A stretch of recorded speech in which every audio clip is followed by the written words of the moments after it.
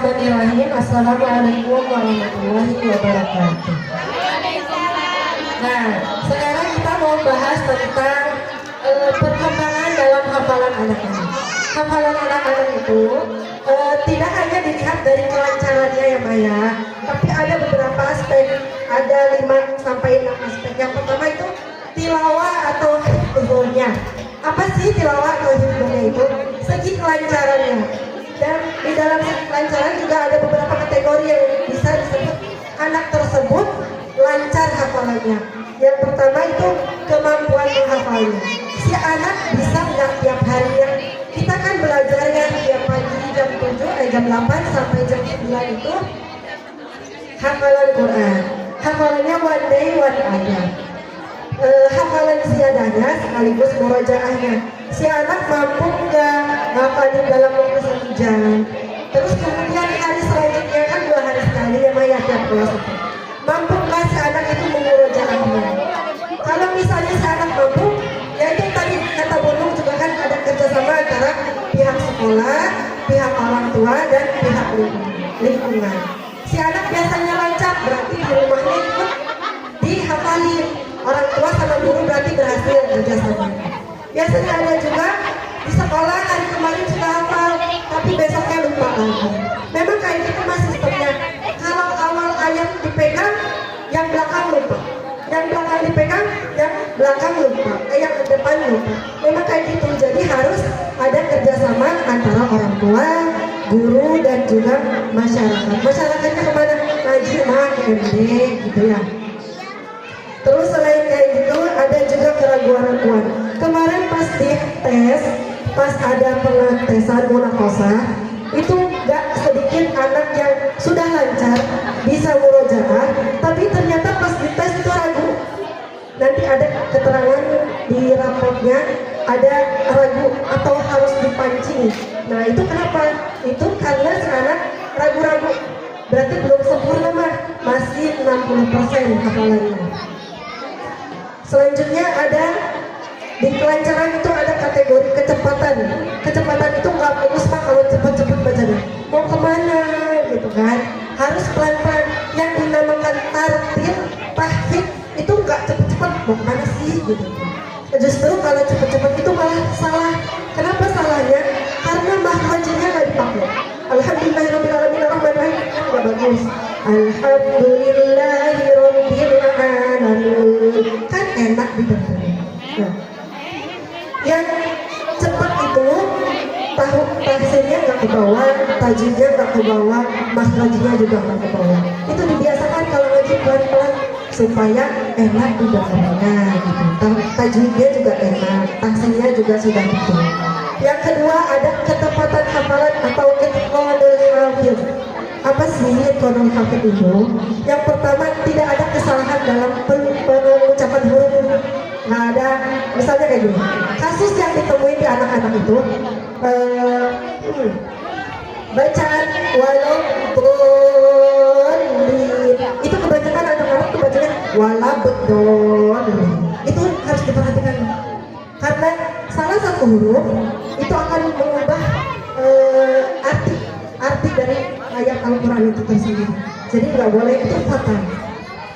Termasuk juga ada kesalahan harokat yang harusnya dibaca panjang jadi pendek. Amanu,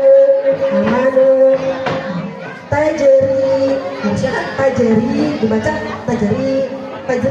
tajeri mil tahta, harusnya kan tajeri mil tahtiha. Nah terus ketiga tidak ada penambahan atau pengurangan huruf. Alhamdulillah kalau penambahan dan pengurangan huruf itu minim kan karena kita tahsin dulu. Nah selanjutnya tidak ada perubahan ayat. Perubahan ayat itu ada mah seringnya di surat Al-Kafirun. Qul ya ayyuhal kafirun la a'budu ma ta'budun wa la antum 'abiduna ma a'budu wa la ana 'abidun ma abattum. Ini di sini biasanya lupa. Wala antum, wala ana, wala antum. Itu kan ada 2 wala antum. Anak-anak sering lupa di sini. Terus di surat Al-Maun juga ada. Alladzi an salatihim sahun. Malah ke atas, malah ke surat Al-Quraisy. Alladzi at'amahum min ju'in. Nah, anak-anak sering lupa di sini. Selanjutnya ada tajwid atau tahsinul Quran. Nah, tahsinul qiraah. Apa sih tajwid sama tahsinul qiraah itu? Nah, tajwid sama tahsinul qiraah itu istinya ada makhrijul huruf. Kita harus bisa membedakan mana ha, mana ha, mana ai, mana a, mana ta, mana sa, mana sya. Kita harus beda. Itu beda. Ada bo, ada wo. Itu beda ya. Terus selanjutnya ada sifat huruf. Ini agak ribet, tidak bisa langsung dipraktekkan ke anak-anak. Kenapa? Karena ini memang sulit, karena berhubungan dengan letak keluarnya huruf. Kol-kolah, hamas. Kita ajarkan, tapi tidak secara teori. Seperti tak, kuntum, kol-kolah, milkob. Tabbat yada abi lahabin wa tabb. Terus selanjutnya ada hukum bersungguh, terus ada hukuman atau ini kayak tadi tajri itu kan 2 harapannya. Ada guna, ada alam jalala, ada roh, banyak rumah. Gak bisa langsung dipraktekkan ke anak TK, itu harus kontinu. Di TK dipelajari SD, SMP, SMA.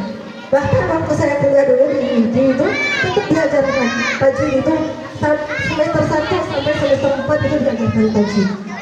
Nah itu bagusnya nanti tetap kontinu, tetap dipelajari sama anak-anak. Karena itu kan praktek ya baca Al-Quran. Terus yang selanjutnya ada adab dan akhlak. Ini juga termasuk nggak cuma di pelajaran umum. Adab dan akhlak itu diperlukan gitu sama kalau lagi ngafal gitu ya. Sikap ke guru, sikap ibu, terus juga sikap berpakaian itu juga harus rapi. Bagus-bagusnya harus bersuci dulu gitu. Nah terus fokus.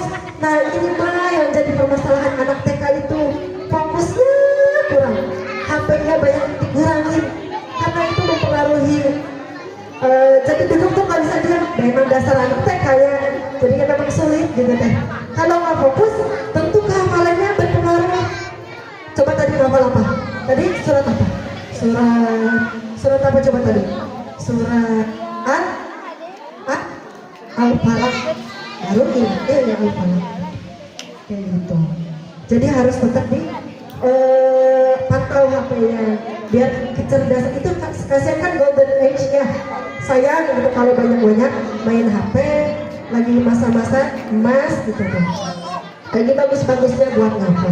Sebenarnya mah kalau dari sisi hafalan semuanya itu bisa, semuanya itu hebat asal fokus. Selanjutnya ada semangat dan motivasi. Kadang anak-anak nyampe kelas trafik malas kan budayanya dalam, padahal kalau budaya dalam itu kan biar semangat gitu. Kalau nggak galak nggak fokus, leha-leha gitu.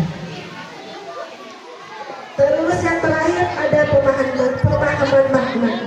Ini juga belum bisa dipraktekkan ke anak usia dini. Karena kalau pemahaman makna itu kan kita harus tahu ayatnya, harus tahu artinya. Kalau harus tahu ayat, harus tahu arti, berarti kita harus belajar bahasa Arab. Ya. Begitu juga yang kan ada 2 pemahaman makna itu, ada mengetahui garis besar isi surat, tahu maknanya. Terus yang kedua ada pelajaran apa yang bisa kita ambil dari surat tersebut. Itu belum bisa kita praktekkan ke anak kecil ya. Misalnya anak-anak yang sudah dewasa gitu. Minat SD bisa sedikit-sedikit, MTS misalnya itu sudah bisa gitu. Lebih dalamnya bisa di perkuliahan.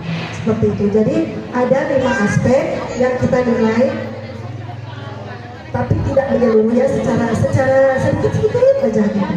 Ada poin penilaiannya, ada di kelancarannya, ketepatan hafalan, tajwid secara dasar, tahsin juga secara dasar, tidak secara mendetail, dan juga aspek ada pentingnya bahwa Mungkin cukup sekian penjelasan dari saya. Kurang lebihnya mohon maaf. Wassalamualaikum warahmatullahi wabarakatuh.